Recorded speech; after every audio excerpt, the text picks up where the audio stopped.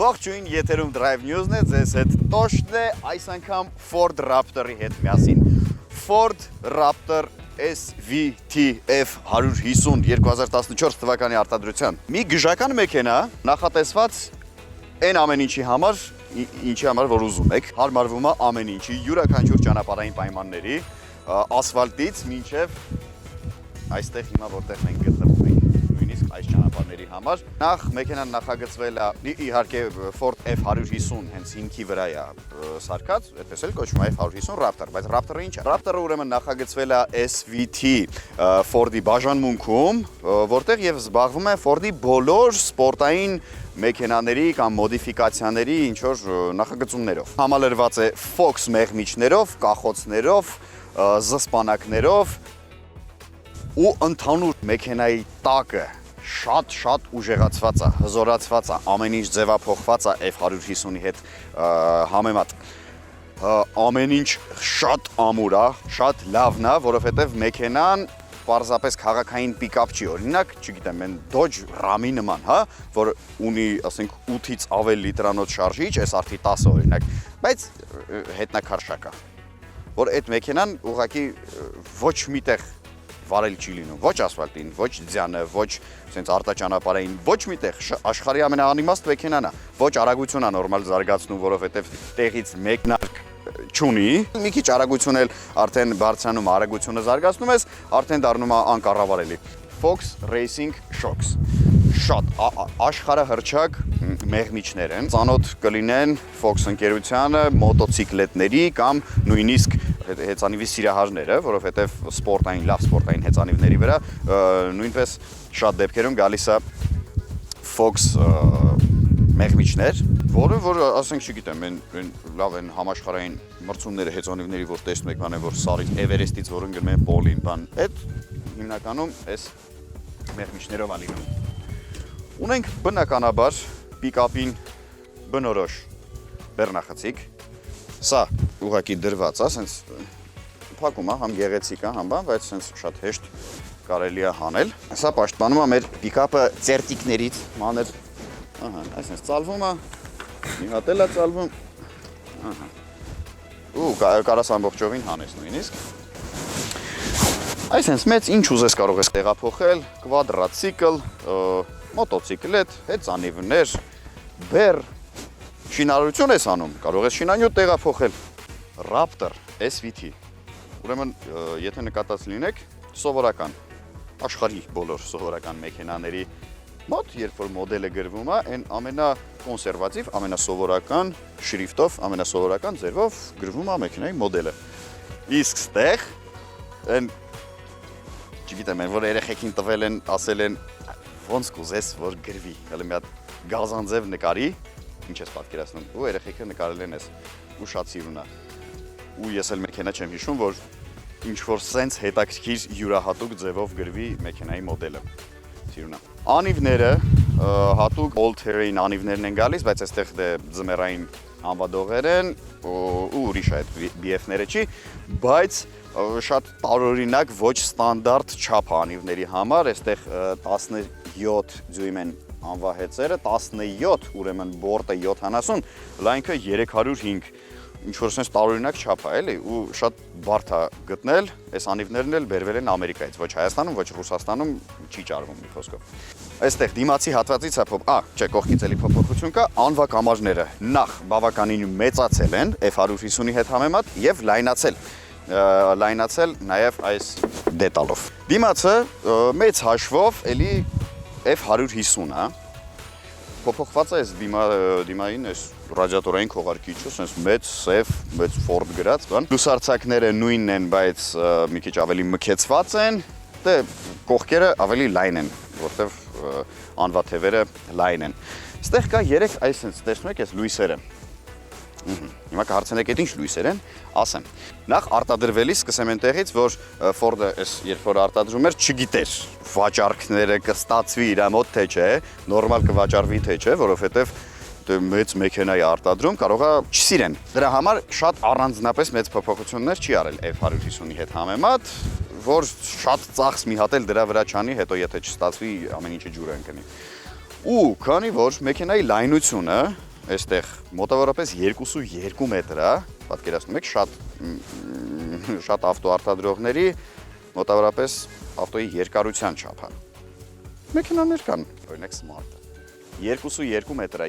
լայնությունը ու Ամերիկայի օրենքներով, Ամերիկայի ստանդարտներով, եթե մեքենայի լայնությունը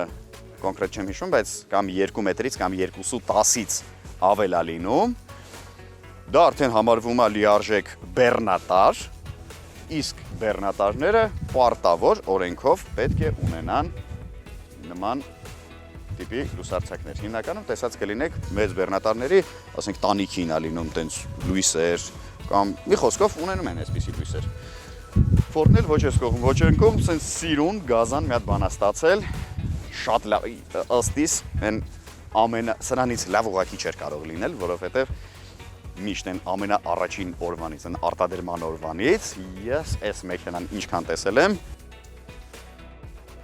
մեքենան բնականաբար հնարավորություն ունի քարշակելու, քարշակի հնարավորություն ունի ու ունակա քաշելու մոտավորապես իր քաշի չափ մի քարշակ։ Այսինքն 2.6 տոննա, մեքենան կշռում է 2.6 տոննա, 2.6 տոննա էլ կարող է քաշել։ Մի հատ դու զայնդ։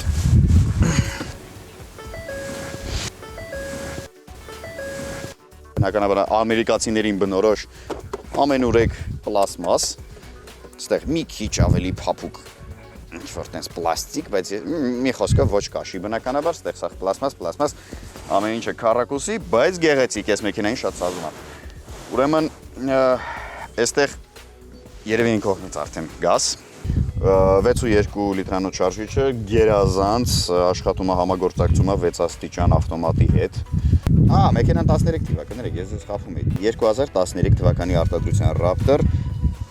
Այստեղ մեքենայի VIN կոդն է, բայց ինչն է հետաքրքիր գրած է 19688 արտադրվածից սա 17115-րդն է։ Բայց չի նշվում ինչը, այսինքն սա իբրև ինչ-որ special edition է, ինչ-որ limited սահմանափակ քանակությամբ արտադրված, բայց չգիտենք այդ ինչն է այս մեքենայի յուրահատուկ, որ ինքը սովորական Raptor-ներից առանձնանում է ու մտնում է այս 19000-ի մեջ։ Այ դա հարց է, եթե դուք գիտեք, կարող եք վիդեոյի ներքևում գրել։ Անցնենք առաջ։ Այսենց հետաքրքիր պատոհան ունենք։ Երևի նախատեսվածը բեռնախցիկում գտնվողների հետ շփվելու համար, որ իրանց մենակ չզգան,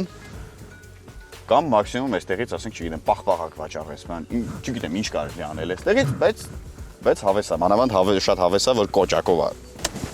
Հոպա։ Ինչ անենք, գնանք մի քիչ վարենք, գնանք ավելի ճիշտ բենզին ծախսենք։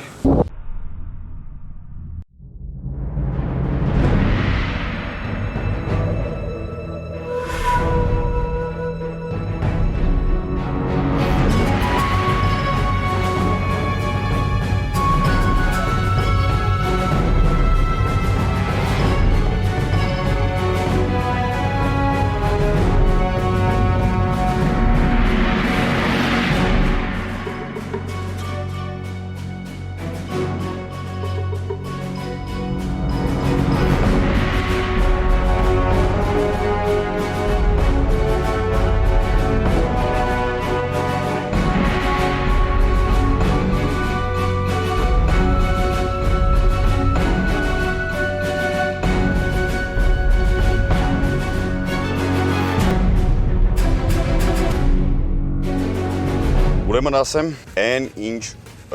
տեսնում ենք արտաքինից, ընդհանրապես չի համապատասխանում, այսինքն տպավորությունը, այն տպավորությունը, որը ստանում ենք արտաքինից, չի համապատասխանում մեքենայի կառավարելիությանը, այդ գաբարիտներին ինչ-որ մեծությանը, բանին, որովհետև սենց արտաքինից դրսից որ նայում ես, խայտառակ մեծ է ու մտածում ես, այս մեքենան կյանքում ինչ-որ փողոցներում, սովորական պայմաններում վարել հնարավոր չի, որովհետև շատ մեծ է։ Բայց արի ուտես, որ շատ հանգիստ վարվում է քաղաքում, շատ լավ զգում ես մեքենայի ընդհանուր չափերը, կառավարելիությունը շատ լավն է, շատ լավ շակերտավոր բնականաբար, որովհետև պիկապի համեմատ, այսինքն սենց մեծ, ծանր 2.6 տոննա քաշ ունեցող մեքենայի համար շատ լավն է, այսինքն չես նեղվում, բայց բնականաբար ինչպես և յուրաքանչյուր իրեն հարգող 6.2 լիտրանոց շարժիչ, պահանջում է քեզ անընդհատ, անընդմեջ դու գնաս բենզալուծակայան։ Ինչքան? 10,000։ Ռեգուլյար։ Հա։ Չէ, պրեմիում լից էլի։ Նենց հետաքրքիր զգացողություն է, երբ որ ասենք ստեղ գրված է օրինակ տվյալ պահին 218 կիլոմետր, իբր 218 կիլոմետր կարաս վարես։ Բայց նույնիսկ հանգիստ վարելուց մոտավորապես մի 100-150 մետրը մեկ այս թիվը պակասում է։ Այնպես որ այս 218-ը շատ չափազանցրած թիվ է։ Իհարկե այս մեքենան գնողին կարծում եմ երբեք չի հետաքրքրում ինչքան է այս մեքենան ծախսում, որովհետև այս մեքենան նախ բավականին թանկ արժի, այսինքն նոր դուրս եկած վաղ, այս մեքենան մոտավորապես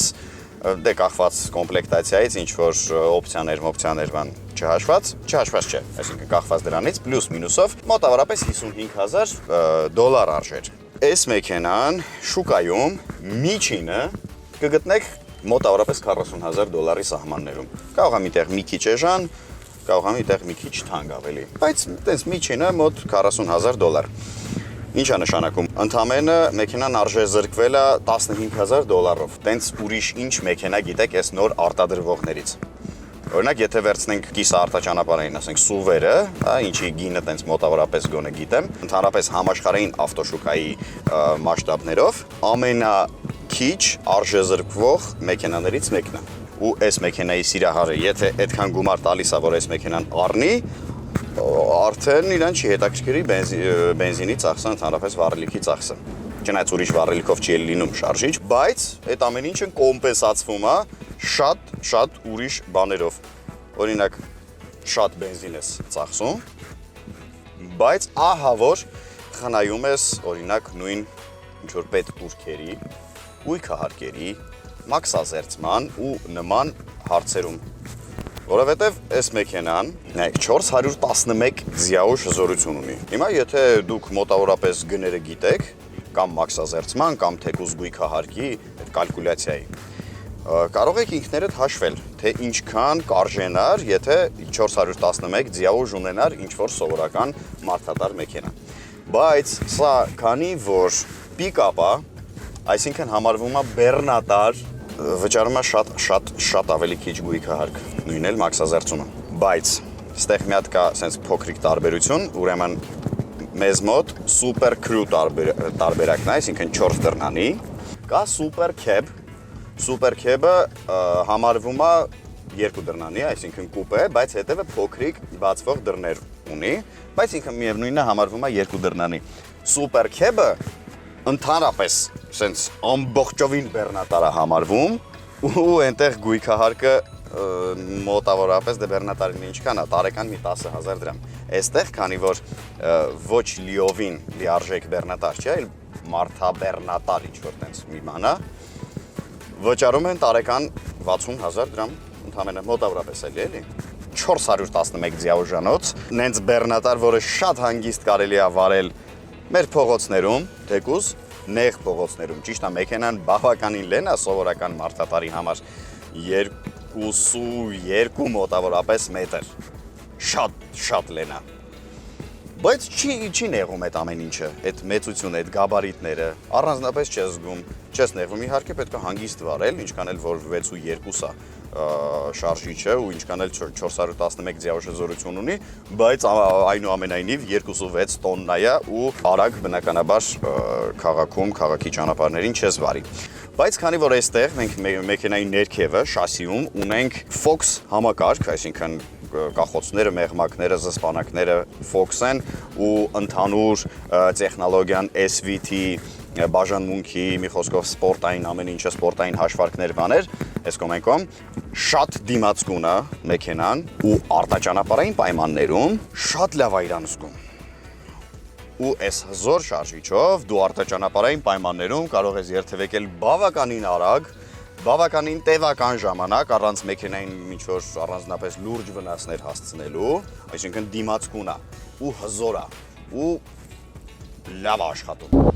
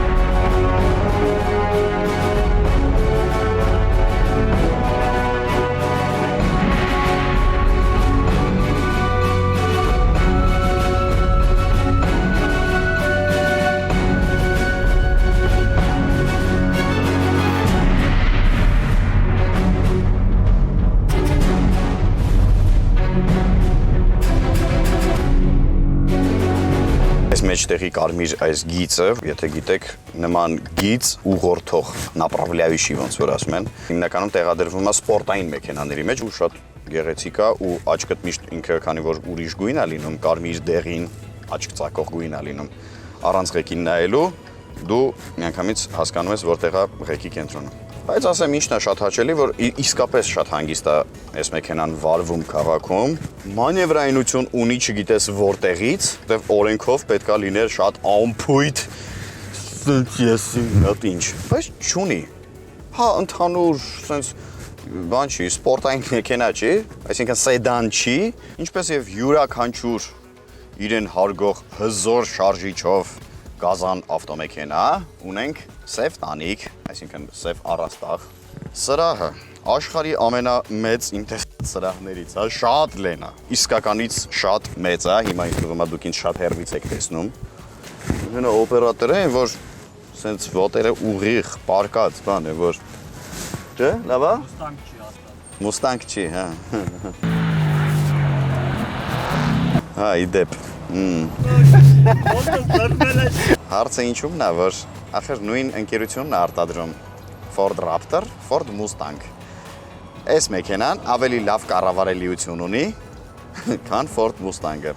Այս մեքենան իսկապես ճանապարհին ավելի լավ ես զգում, ավելի հեշտ է ինքը քեզ հասկանում ու ավելի լավ է անում են ամենը, ինչ ուզում ես, քան Ford Mustang-ը։ Ստեղ օրինակ, որ ասեմ տենց ինչ-որ առանձնապես շատ հետաքրքիր բաներ կան, չէ, բայց օրինակ ինձ դուր գալիս է, գիտեք, սենց առաջին հայացքից ինչքան էլ սենց կոպիտ քառակուսի, բայց այս մեքենային հենց տենց է պետք կոպիտ քառակուսի։ Դու հասկանում ես, որ նստած ես ուժեղ, սենց ինչ-որ քառակուսի պինդ բրուտալ մեքենայի ղեկին։ Օրինակ այս դիսպլեյն է, touch դիսպլեյն էլ հաստատ կարող էր չլինել։ Այստեղ touch է, բայց աշխարհի ամենադանդաղ touch-ն է իհարկե։ Բայց սրանք են շատ դուրս գալիս, հա, սենց շատ էլի ինչ-որ սենց կոպտություն, սենց բանա տալիս մեքենային, էլի։ Ու մեքենայի քաշը դե, որ ամեն ինչ արժի, լուրջ եմ ասում։ Շատ արագ բնականաբար չի գնում, բայց ինքը դրա համար էլ չի նախատեսված։ Այստեղ փոխանցում է տուփը drive, manual, այսինքն ձեռքով փոխարկումներ կատարելու, որը իդեպ ղեկի հետևում չկա, ոչ միտեղ չկա, հենց այս բռնակի վրա է, երկու հատ այս կոճակը, որը կարծում եմ աշխարհի ամենաանհարմար բանն է։ Հիմա կասեք, բա եթե տենց է, եթե այս մեքենան տենց արտաճանապարհային բան, ինչ գործ ունեք քաղաքի փողոցներում, այս ասֆալտների վրա։ Նախ ասեմ, քանի որ հայերը շատ ֆիքս տուլ ազգ են մենք, ու այս մեքենան գնողները հիմնականում գնում են հենց քաղաքում վարելու համար, որովհետև թույն է, մեծ է, բոլորի հայլիների մեջ երևում ես, ոնց ուզում ես պտտվի, ինչ ուզում են անեն, միշտ քեզ տեսնում են, միշտ քեզ ճանապարհ տալիս են, որովհետև շատ վախենալու արտաքին ունի։ Դրա համար ոնց որ ավելի ակտուալ է մեր մոտ ասֆալտին էս մեքենան սենց վարել, բայց իհարկե այսքանով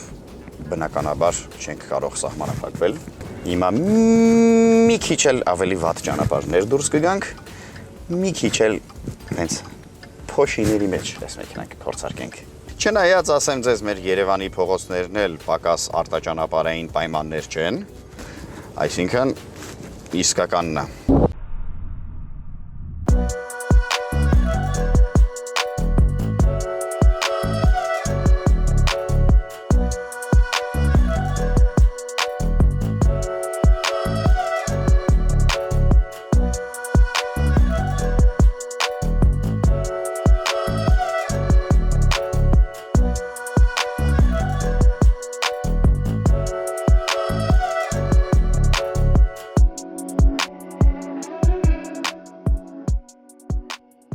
Մեր արտաճանապարհային պայմանների գլխավոր հովանավորն է Նակոել ընկերությունը իր մոթուլ ապրանքանիշով, ում շնորհակալություն, մեզ էլ անփորձանք փորձարկում։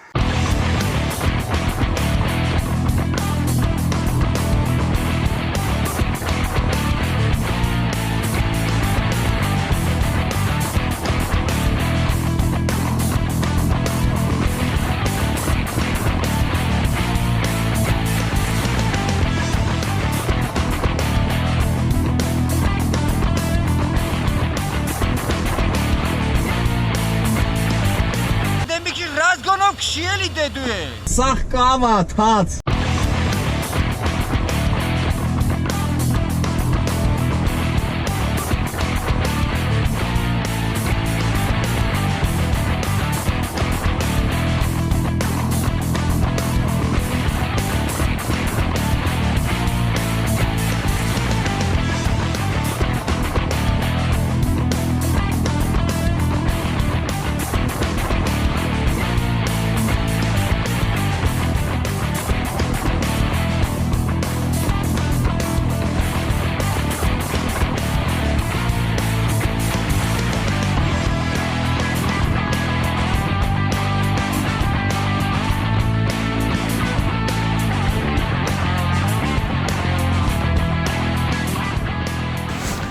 Վերջ այսօրվա համար այսքանը, հուսամ հավանեցիք այս մեքենան, ես շատ հավանեցի